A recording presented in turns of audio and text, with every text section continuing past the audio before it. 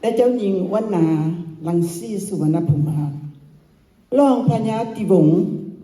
เฮียนทานประธานพร้อมด้วยคณะกรรมการก่อสร้างอนุสาวรีย์แด่พระบาทสมเด็จพระเจ้ามหาสีวิตศิษบางวัฒนา เพื่อนทุกชาติที่เคารพและนับถือ1975 ปีที่ข้าพเจ้าได้จากบ้านเกิดเมืองนอนมาเป็นอพยพลาวจนถึงปัจจุบันยังบ่ได้ลืมเหตุการณ์ต่างๆที่เกิดขึ้นถ้าบ่เว้ามื้อนี้ก็จะบ่มีความหมายในคำว่าพัดถิ่นปี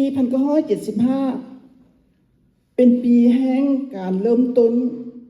ของการเปลี่ยนแปลงในพระราชอาณาจักรลาวในวันที่9 พฤษภาคมเป็นมื้อแต่งงานของข้าพเจ้ากับอาริยะมื้อนั้นกระทรวงต่างๆองค์การการเมืองเอกชนได้ถูกทับหมาง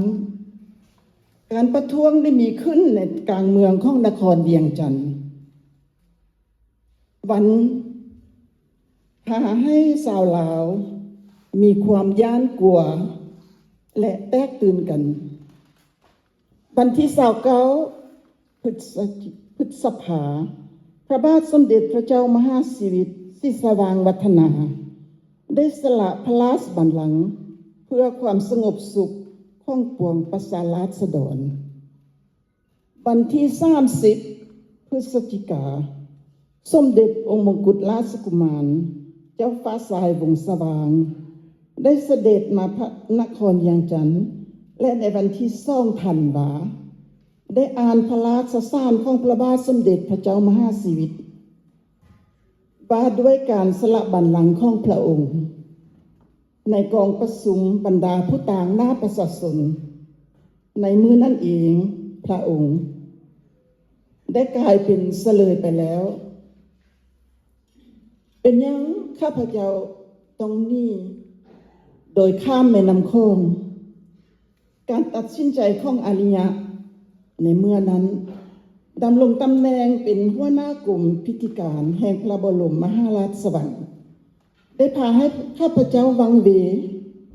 บ่มีความรู้สึกอันใดเลยจะไปหรือจะอยู่เหมือนกับว่าหัวใจของข้าพเจ้าจะแตกสลายในคืนวันที่30 พฤศจิกายนวันที่1 ธันวาคมพวกข้าพเจ้าทั้งสองได้ขึ้นร่วมในเรือพระที่นั่ง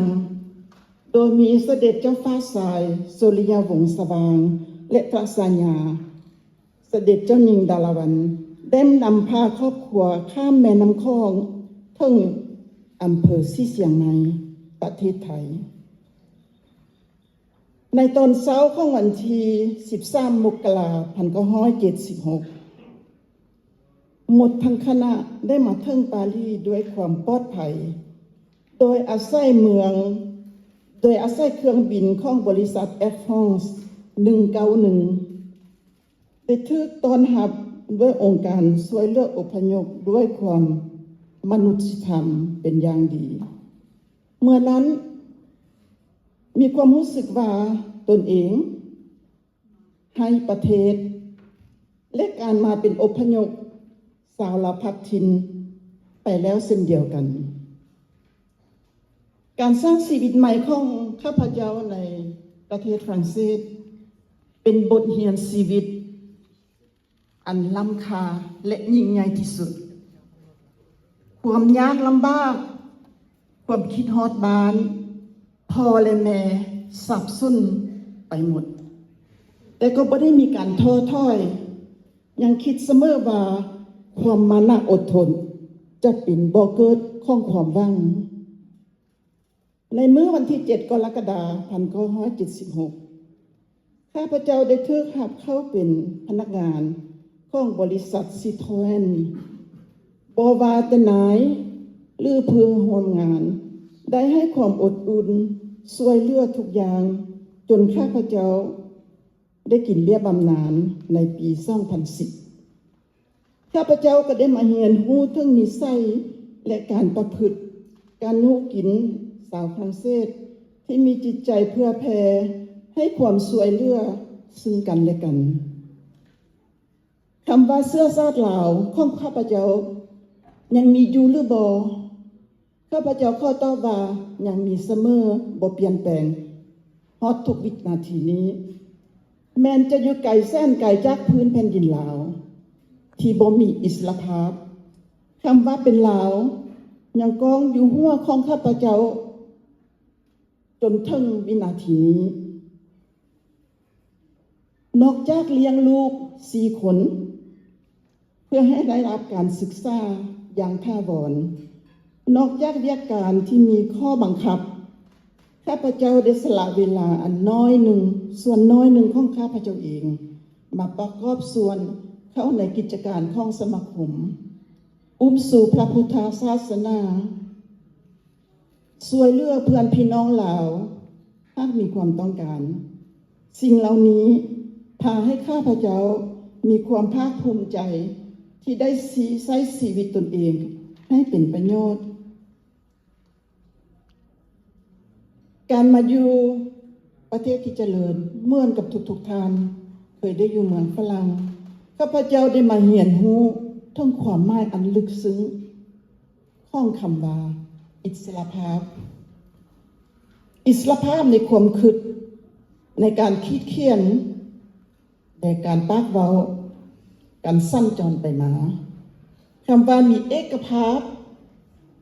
มีกฎหมายค้ำประกันสิทธิของพลเมืองมีความสามัคคีระหว่างเพื่อนพี่น้องร่วมชาติข้าพเจ้ามีความปรารถนาอันแห่งกาจอย่างเดียวมื้อนี้ต่อหน้าเพื่อนร่วมชาติของเฮาอยากให้คำควรนี้อิสรภาพเอกภาพความสามัคคีไปถึงพื้นแผ่นดินลาวและประชาชนลาวที่อยู่ไกลแสนไกลจากพวกเฮาอีกประการหนึ่งข้าพเจ้ามีความดีใจเป็นพิเศษที่เห็นพวกน้องมีน้ำใจมีความกล้าหาญมีความอดทนมีความเสียสละสืบต่อภารกิจหน้าที่ของความทรงจำและความเป็นลาวของพวกเราต่อไป Antes Royal